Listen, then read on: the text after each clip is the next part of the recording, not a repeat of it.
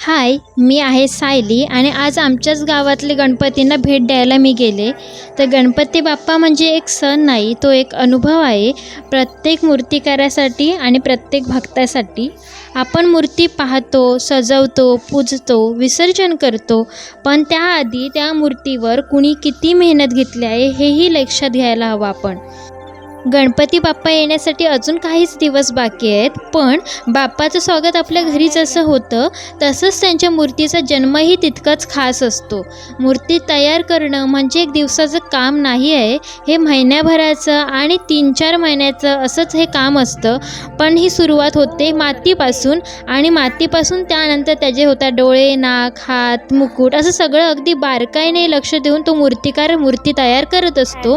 हे बघताना कधी विसरूनच जातो की ही एक मूर्ती आहे, कारण प्रत्येक भागामध्ये एक जिवंतपणा आणणारा हा मूर्तिकार असतो. आणि रंगकाम हा सगळ्यात सुंदर आणि नाजूक टप्पा आहे, जो ब्रशने रंग भरताना कलाकार फक्त ब्रशचा विचार करत नाही, तर त्या मूर्तीमध्ये आपले रंग भरत असतो.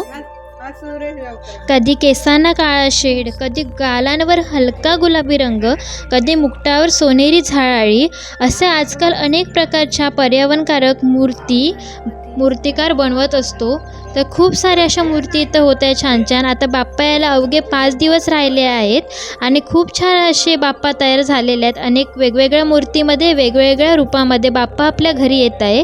तर सगळ्यांनी तयारीला लागूया गणपती बाप्पाच्या आणि सगळ्यांनाच देव ही चांगली बुद्धी द्यावो की दरवर्षी आपण POPच्या मूर्ती न वापरता आपण जास्त करून शाडू मातीच्या मूर्ती वापरू, कारण हानिकारक ही पर्यावरणाला खूप खूप बेकार गोष्ट आहे. त्यामुळे आपण जास्तीत जास्त प्रयत्न करू की आपण POPच्या मूर्ती न वापरता जास्त करून शाडू मातीच्या वापरू. चला बाय.